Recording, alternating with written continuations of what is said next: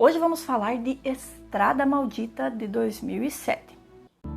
Estrada Maldita. Dirigido por Gregory Jacobs e protagonizado pela belíssima Emily Blunt, de Jungle Cruise, Um Lugar Silencioso e muitos outros.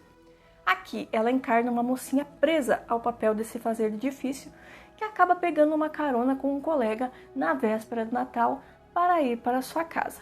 Nesse caminho eles acabam pegando um atalho e vão parar em uma estrada maldita. Como definir a relação desses dois em uma palavra? Eu acho que literalmente o santo não bateu. O rapaz até que faz um esforço para tentar conquistar a mocinha, né? Muito esforço mesmo, né? Que loucura. Não, tá tranquilo. Tranquilo.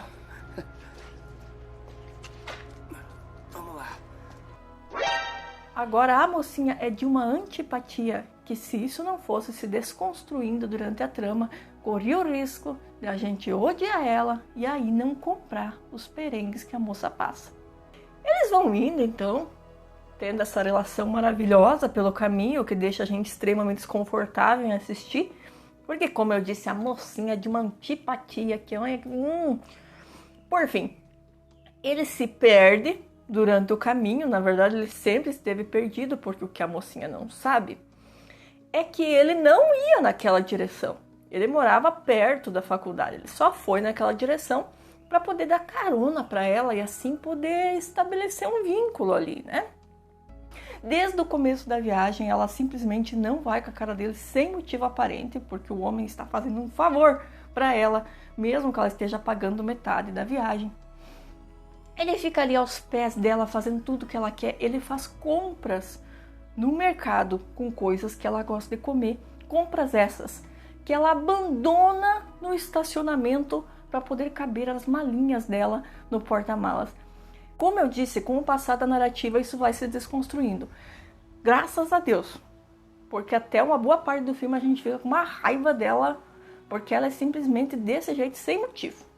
Como ele não conhece o caminho, ele acaba pegando um atalho, o que é o pior erro que uma pessoa num filme de terror podia fazer, né? Pegar um atalho. E é o que acontece. Ele pega esse atalho por esta estrada maldita, e quando eles estão indo, vem um outro carro em outra direção, acaba provocando um acidente, e ali ficam o nosso casal de mocinhos, com uma química incrível, atolados no meio do gelo.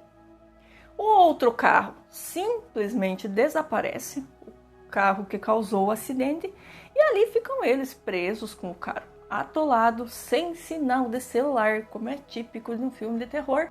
Ele então resolve voltar ao posto de gasolina para tentar pedir socorro, pedir ajuda, e ela fica lá dentro do carro dando piti, né? Ele vai, mas logo ele volta, porque ele se machucou no acidente. E como ele é um rapaz muito querido, ele não quis preocupá-la, né? Não quis contar isso para ela, então ele foi, acabou percebendo que não ia dar para caminhar mais e voltou para trás, né? Do nada, aparece lá um monte de padre. O mocinho vai atrás e acaba encontrando uma casa abandonada com corpos de padres congelados e um jornal antigo que vai ser muito útil no decorrer da trama. Enquanto isso, a nossa amada mocinha está lá vendo fantasma que vomita cobra. 2 fantasmas com uniforme escolar e tudo.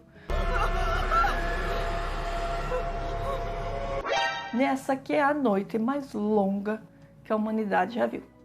Os dois então se trancam no carro e do nada aparece um policial. Eles começam a pedir ajuda ao policial, que começa a agir de uma forma meio estranha. Ele pede para a mocinha sair do carro, ela tenta subornar ele, que não parece muito interessado no dinheiro, e começa a ficar violento com ela. O nosso querido mocinho então dá uma cacetada nele, o que faz ter uma espécie de ruptura no tempo. A partir daqui, a mocinha começa a agir mais como um ser humano normal e a ajudar um pouco mais o nosso mocinho, né? Então, eles leem no jornal uma notícia sobre um acidente que matou 2 dos fantasmas que a moça já viu e começa a tocar uma música no rádio e lá vem o nosso PM do mal de novo. A nossa mocinha então tem visões do passado em que esse policial usava essa estrada por ser isolada para cometer seus crimes ali e assim não ser descoberto. Ela então descobre que o nosso mocinho se machucou muito mais no acidente do que transpareceu. Ela então bola um plano ali em que ela conecta um telefone aos cabos de telefonia do pai, então pedir socorro e deixa ele vigiando dentro do carro. Ela faz isso, mas acaba meio que não servindo para nada. Ao retornar para o carro, ela então descobre que o nosso mocinho morreu.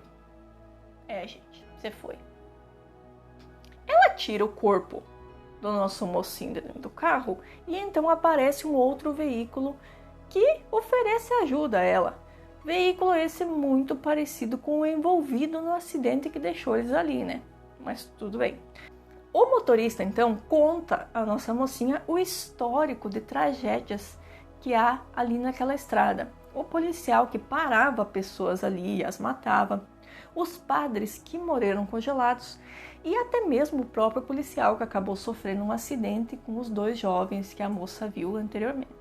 O que a gente passa a entender, então, é que essa estrada prende as almas das pessoas que morrem ali e fica, então, repetindo suas histórias, às vezes com alguns finais diferentes, como, por exemplo, dessa vez com a moça, eles acabam sofrendo um acidente com o carro do policial que acaba sendo deixado para morrer pelos padres. O PM então vem perseguindo a nossa mocinha, mas essa estrada também aprisiona almas boas. E aí então que o nosso mocinho, a alma do nosso mocinho, aparece e então salva ela do PM. Ele então a guia para fora da estrada, tirando ela dali e salvando ela de ficar nesse looping eterno, né? Que ele vai ter que ficar, obviamente, né? Gente boa só se ferra, né? Só se ferra na vida.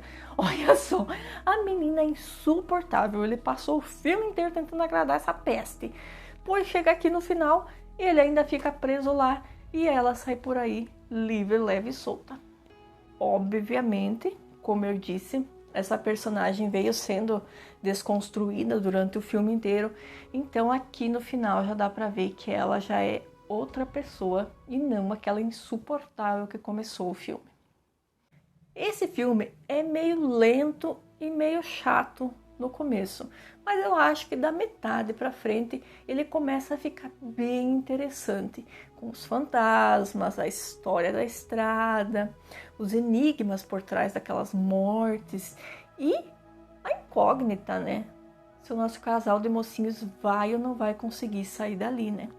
Porque parece não somente que eles estão presos ali com fantasmas, como o tempo ali parece passar de forma diferente. E ela realmente só consegue sair com a ajuda de um fantasma, que é o pobre coitado que morreu ali, né? Senão a impressão que dá é que quem fica preso ali já era. Bom, gente, por hoje é só. Se inscreva no canal, deixa o like nesse vídeo e até a próxima.